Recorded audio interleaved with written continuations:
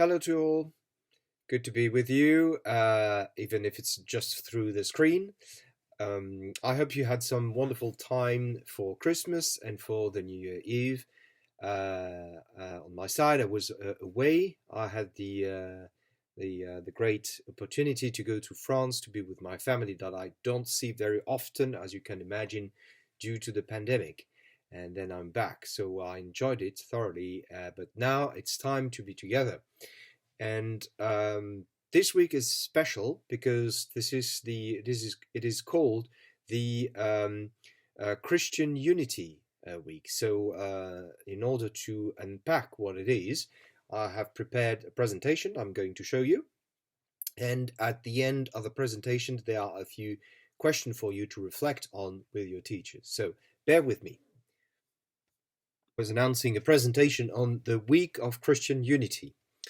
So here's my presentation, and we are going to unpack that together. So what does it mean to be a Christian? So I suppose you remember Christmas now, and of course you had all the presents for Christmas, and you have the Christmas tree, but we had also the crib, and we were celebrating the birthday of a very special baby. So who was this special baby? And I suppose you can already raise your hands to answer the question. This was Jesus, the one who was going to be recognized, and we as the Christ, the Messiah, the Savior, the Son of God. And throughout all the year, we talk about him and we unpack what he was doing. And for instance, on this screen, I put some pictures of Jesus feeding the hungry, healing the sick, all talking to people he wasn't supposed to talk to. So Jesus was somebody who was very inclusive with all the people. So being a Christian is following the teaching of this wonderful man. But this happened 2,000 years ago. And his first follower were already called, who were to be called the Christian, were organized in churches. At the beginning, that was very discreet, so it was either within the circle of the family around the father of the family, for instance. We can see that people gathering around, or at synagogues, or dedicated churches, and some were in the cellars, for instance, were in crypts. But very quickly, these family churches were going to be organized as communities and real churches. And the first ones that we know, historically, for instance, there's the Armenian church. So you can ask your teacher where Armenia is, and they can show you on the map, for instance. So it's in the Caucasian area. There were the Chaldean churches who are today in a country like Iraq, and also the Coptic church. And this church can be found in Egypt. But at the beginning of the church, the Christian had a mixed welcoming from the Roman Empire.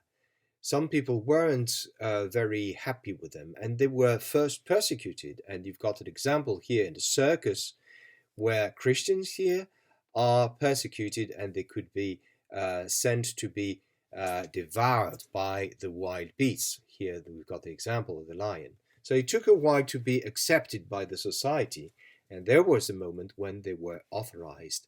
They could be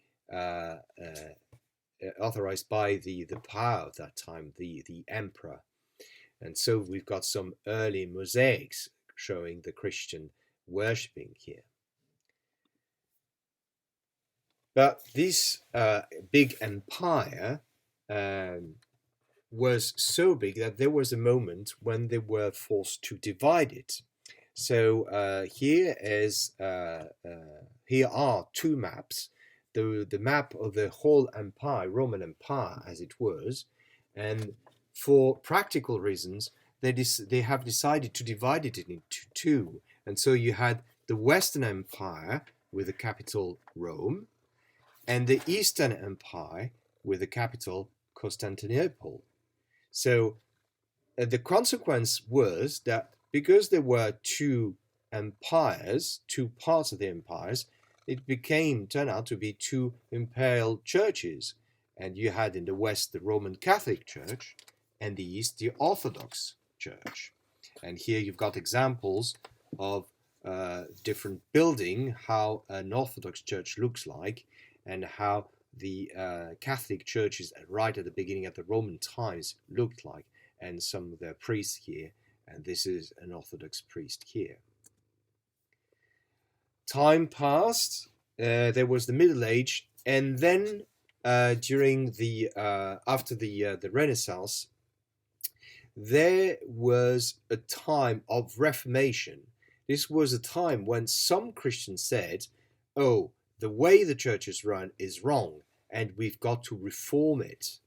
And one of the first to say that was Martin Luther, who was a German monk, and he brought some changes in the church.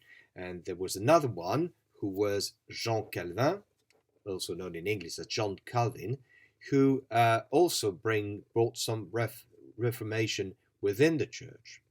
And these two people were at the origin of the Lutheran Church, and you've got one of their priests here, and the Reformed Church, and you've got one of their ministers here.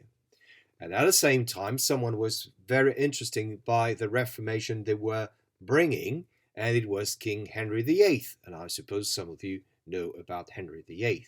And Henry VIII built his own church, the Church of England, on this side. And you've got an example of how a priest from the Church of England looks like, and you might have seen us, either Reverend Eleanor or I, looking a bit like this. So this was another division of the church, and this division was called to be represented by the Protestant.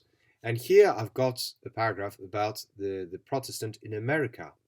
So because some of them weren't able to be freely Protestant in their own countries, they immigrated to the America, who were the new land, the new promised land for them.